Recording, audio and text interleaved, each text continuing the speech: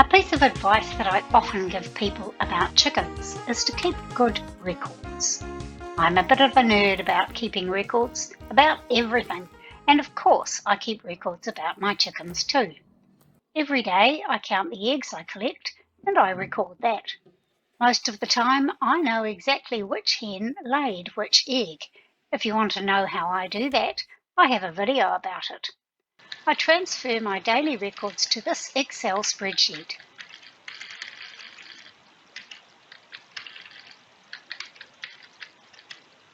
I start my annual record in July each year because there's usually a midwinter gap in egg laying, and June, July, August is winter time here.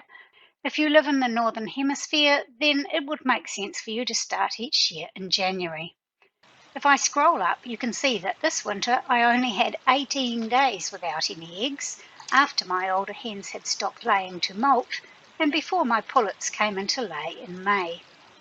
I have freeze pane set so my title rows don't disappear off the top of the screen as I scroll. I'm by no means an expert in Excel. By the way, did you know there's a world championship for people who are Excel experts? But even at a basic level, I find Excel very useful. It's kind of fun because I can see who's winning in the egg laying stakes, because as I enter each egg, it gets added to the total for that hen. Creating that chart was easy. You can see here on last year's figures, I have a total for each hen at the end of each year. To get the chart, you just highlight the names of the hens and their egg total and insert the chart type you want. Different breeds of chicken have different reputations for how many eggs they will lay each year. You can find plenty of statements about this on the internet, so it seems like if you want, for example, a hen that will lay lots of large white eggs, you should just be able to go to the chart and see what breed will meet your criteria. But I find that these statements just don't work out in reality. Maybe it's something to do with the very restricted breeds and genetics of chickens that we have here in New Zealand.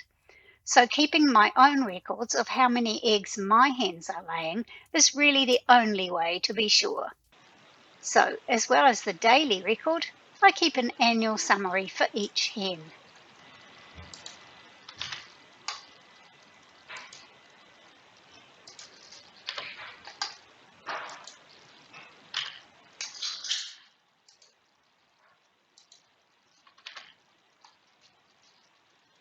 You can see here that my 3 Barnevelders, who are now 3 years old, only laid about 130 odd eggs last year.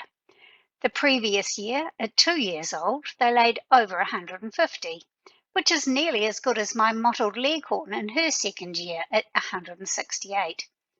What's surprising to me is how well my Wyandotte has done, at 175 in her first year and 162 in her second year. That's surprising because I've had other Wyandottes and not been impressed by their egg production. Often people who keep chickens want to know how much the eggs from their chickens are costing and how that compares with what they would pay for supermarket eggs. Of course, it depends on what you count into the costs of your eggs. When we first moved to our small suburban property, I spent $3,500 setting up my chicken run. Then I bought some fertile eggs and raised the chicks. But by the end of that year, those chickens had not yet even started laying. So that was nearly $3,700 in setup costs for no eggs at all. The next year, we built the new hen house. I have a series of videos about how we built that hen house, especially to my own design.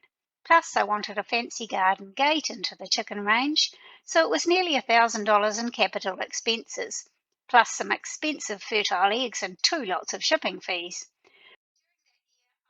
During that year, I was feeding the 3 older hens plus the growing chicks, so running expenses, which is mostly feed, amounts to $200. But my hens laid a total of 358 eggs during that year. Yay! I don't usually count capital expenses when working out the cost of eggs, so to work out what those eggs cost me, I divide the total running expenses by the total number of eggs. which works out to 68 cents per egg in that first year of production. By the following year, I had all the housing and so forth set up as I wanted it, so there's almost no capital expenses, although I did buy some fertile eggs to raise more chicks. Of course, with more chickens, the feed costs go up, but with last year's pullets coming into lay, I'm getting more eggs, so they worked out to 34 cents per egg. And for the year that's just ended, there were no capital expenses. I spent $400 on feed and got over 1,000 eggs, so that works out to 38 cents per egg. If I hide the details rows,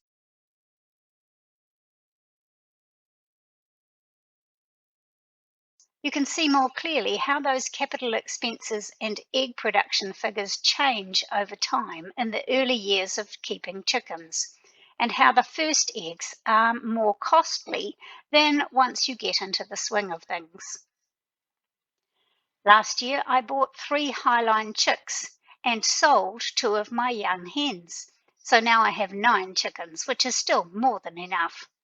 If I was counting capital and stock expenses in my egg cost calculations, I could also offset those by the income from the chickens sold, but I usually choose not to. However, just for interest, here is what the costs look like over the whole 4 years we've been here, if I include all costs, including initial setup, and if I just include the cost and income from chickens bought and sold and fertile eggs bought, and if I just average the running expenses cost per egg over the whole 4 years, including that first year when I got no eggs. And just to compare prices, we can look at the price of supermarket eggs in our town. Some of these are free range and some are barn eggs, but I've sorted them by price per egg.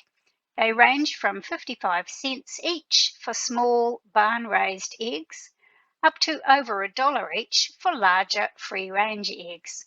So at 35 to 40 cents each for my beautiful, super fresh, rather large and quite delicious eggs from my chickens, I think I'm getting a bargain.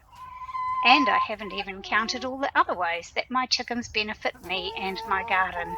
Check out my latest video about just one of those. There are lots of other reasons to keep good records about your chickens, including any health issues and treatments, regular tasks and maintenance, and of course hatching and breeding records if you're doing those. But I think those might have to be another video. That's enough for this time, so bye for now. Do keep some really good records about your chickens. Oh, and by the way, the music you're hearing was created using Excel by Dylan Tallchief. I'll leave a link in the description. Thanks for watching. See you next time.